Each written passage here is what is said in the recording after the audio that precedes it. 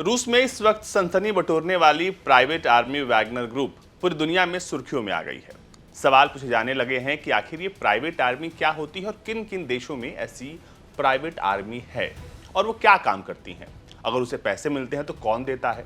इन तमाम तरह के सवाल जो हैं इस वक्त इंटरनेट पर लोग जानना चाहते हैं।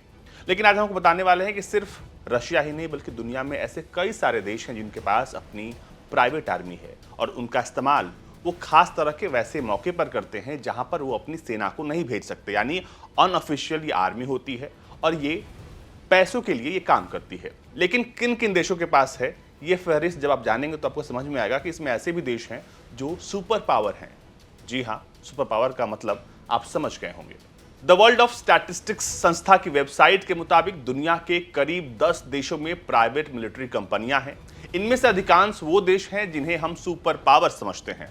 मसलन इस फहरिस्त में अमेरिका, रूस, ब्रिटेन, फ्रांस, जर्मनी और ऑस्ट्रेलिया समेत ज़्यादातर देशों के पास ये फौज है या फिर जासूसी संस्थाओं से रिटायर्ड अधिकारियों को मिलाकर एक प्राइवेट आर्मी बनी हुई है।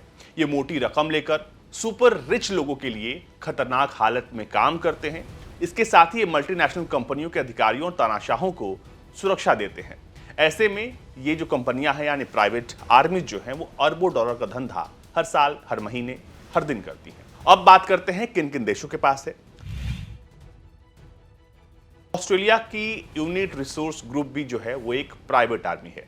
ऑस्ट्रेलिया के यूनिट रिसोर्स ग्रुप नाम की जो प्राइवेट आर्मी है उसके पास दुनिया भर में तकरीबन 1200 से अधिक जवान जो हैं उसकी आर्मी में हैं। इसकी पूरी जिम्मेदारी अमेरिका, ऑस्ट्रेलिया और ग्रेट ब्रिटेन के रिटायर्ड अफसरों को दी जाती है।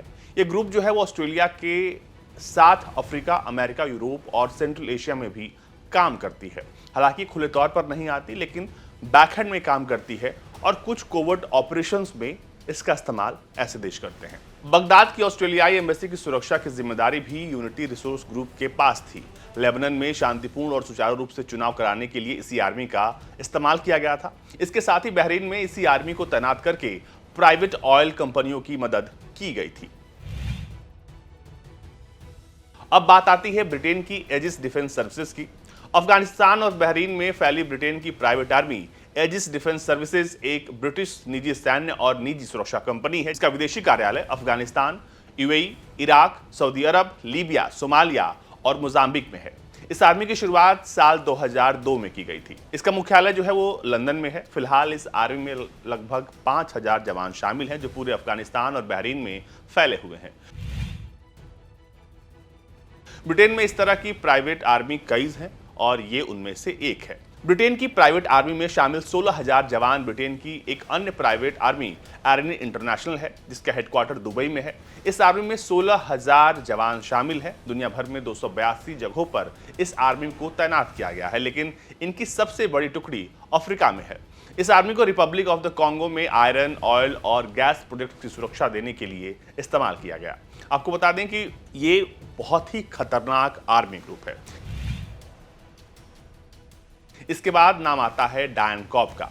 डायन कॉर्प ने कई देशों में मिशन को अंजाम दिया है। अमेरिका के वर्जीनिया की प्राइवेट आर्मी डायन कॉर्प को 1946 में बनाया गया। इसका हेडक्वार्टर वर्जीनिया में है। इसमें 10,000 जवान जो है वो इस पूरी आर्मी में हैं जो अफ्रीका, पूर्वी यूरोप और लैटिन अमेरिका में एक्टिव हैं। इस प्राइवेट आर्मी ने पेरू में एंटी ड्रग मिशन समेत सोमालिया और सूडान में भी कई बड़े मिशन को अंजाम दिया है। यह आर्मी चर्चा में तब आई थी जब उसने कोलंबिया में बागियों के साथ जंग लड़ी। अब बता दें कि इसके अलावा अमेरिका के पास कई सारी प्राइवेट आर्मीज हैं जिनमें तकरीबन 83,000 लड़ाके हैं। अमेरिकी प्राइवेट आर्मी के जरिए इनकी भर्ती होती है और अफगानिस्तान के पास भी अपनी एक प्राइवेट आर्मी है जिसका नाम है एशिया सिक्योरिटी ग्रुप। इसका हेडक्वार्टर काबुल में है और इस आर्मी में तकरीबन 600 जवान शामिल हैं। अमेरिका ने कई बार अपने मिशन को सफल बनाने के लिए इस आर्मी को अपने साथ शामिल किया है। एशिया सिक्योरिटी ग्रुप के साथ अमेरिकी सेना ने लाखों डॉलर का कॉन्ट्रैक्ट किया है। इस ग्रुप के भाड़े के सैनिकों की भर्ती अमेरिका के प्राइवेट आर्मी डायन कॉर्प के द्वारा ही की जाती है।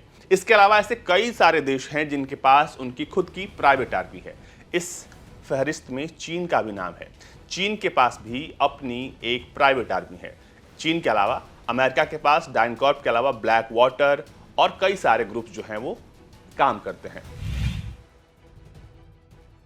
अमेरिका के पास करीब 5 प्राइवेट आर्मी ग्रुप है जो बहुत खतरनाक है और इन ग्रुप्स में 83,000 से ज्यादा लड़ाके हैं और इसमें सबसे खतरनाक ग्रुप है वो है ब्लैक वाटर। अमेरिकी सरकार के लिए इस ग्रुप ने अफगानिस्तान, सीरिया, लीबिया, बोस्निया और दुनिया के दूसरे युद्धग्रस्त क्षेत्रों में बड़े मिशन को अंजाम दिया है और ऐसा माना जाता है कि तकनीक के मामले में दुनिया की सबसे एडवांस प्राइवेट आर्मी है जिसके पास अपने मिलिट्री एयरक्राफ्ट्स, टैंक्स, आर्टिलरी और ईवी जैसी घातक हथियार इसके पास हैं।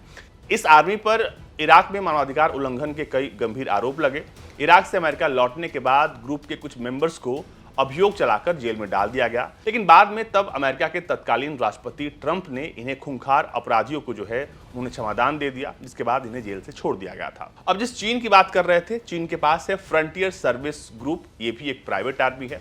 इसके अलावा नाइजीरिया जो है वो बोको हरम से लड़ाकों को हायर करती है ताकि वो अपने स्पेशल ऑपरेशंस में इसका इस्तेमाल कर सके।